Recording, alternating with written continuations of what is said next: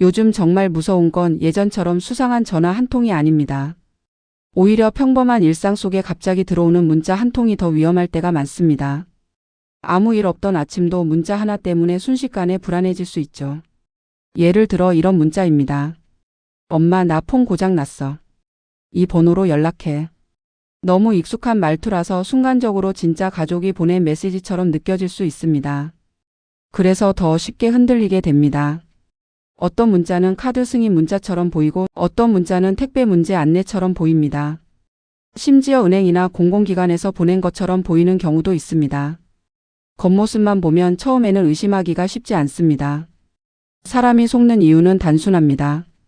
문자를 받는 순간 놀라고 혹시 큰일 난 건 아닐까 걱정하고 지금 바로 해결해야 할 것처럼 마음이 급해지기 때문입니다. 바로 그 조급함이 가장 위험합니다. 특히 가장 위험한 순간은 문자를 받은 바로 직후입니다. 생각할 틈도 없이 링크를 누르거나 문자 안에 적힌 번호로 바로 전화하게 되기 쉽기 때문이죠. 사기는 바로 그 짧은 순간을 노립니다. 이럴 때 가장 먼저 해야 할 일은 빠르게 반응하는 게 아닙니다. 오히려 딱 한 번 멈추는 겁니다. 정말 중요한 건 빨리 처리하는 습관이 아니라 먼저 멈추고 다시 보는 습관입니다. 그래서 수상한 문자를 받았을 때는 링크를 누르기 전에 먼저 AI에게 보여주는 방법이 좋습니다.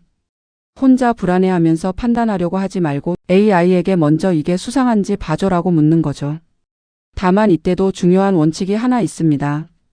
이름, 전화번호, 계좌번호, 주민번호 같은 개인정보는 가능하면 가리고 보여주는 것이 안전합니다.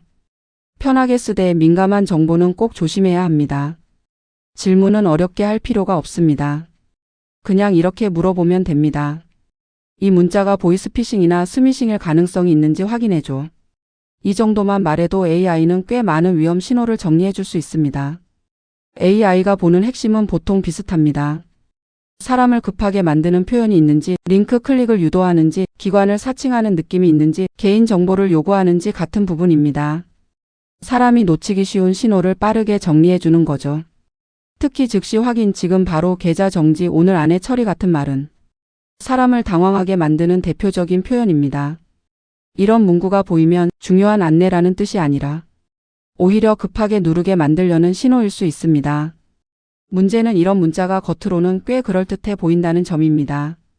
카드사처럼 은행처럼 공공기관처럼 보여도 링크를 누르라고 유도하거나 문자 안에 번호로 바로 연락하라고 하면 일단 의심부터 하는 습관이 필요합니다. 여기서 한 번 더 AI를 활용할 수 있습니다. 이 문자가 왜 수상한지 쉽게 설명해줘. 이렇게 물어보면 단순히 수상하다는 말에서 끝나는 게 아니라 어떤 표현이 왜 위험한지 이해할 수 있게 됩니다. 이게 정말 중요합니다.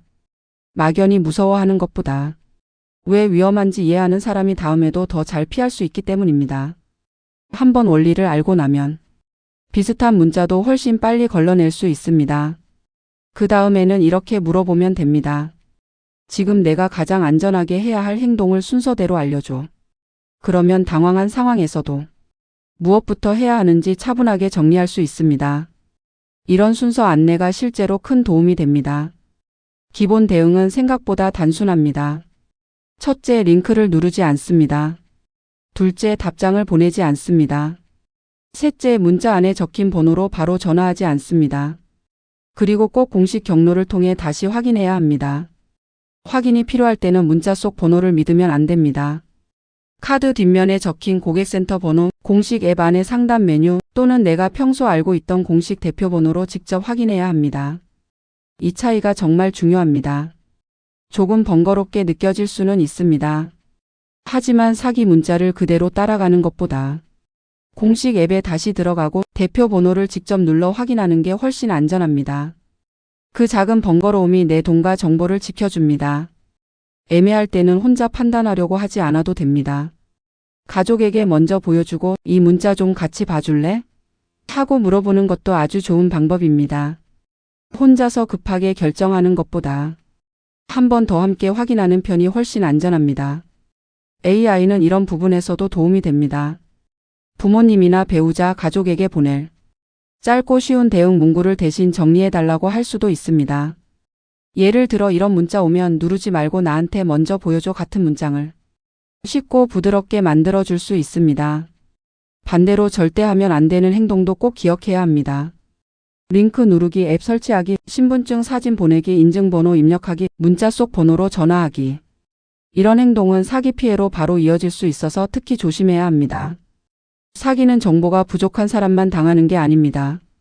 평소 똑똑하고 꼼꼼한 사람도 놀라고 급해지면 순간적으로 흔들릴 수 있습니다. 그래서 중요한 건 완벽한 판단력이 아니라 먼저 멈추는 습관입니다. 여기서 꼭 기억할 점이 하나 더 있습니다. AI는 위험 신호를 정리해주는 보조도구일 뿐입니다. 최종 확인은 반드시 공식 앱, 공식 번호, 공식 기관을 통해 해야 합니다. AI가 대신 결론까지 내려주는 것은 아닙니다. 정리해 보겠습니다.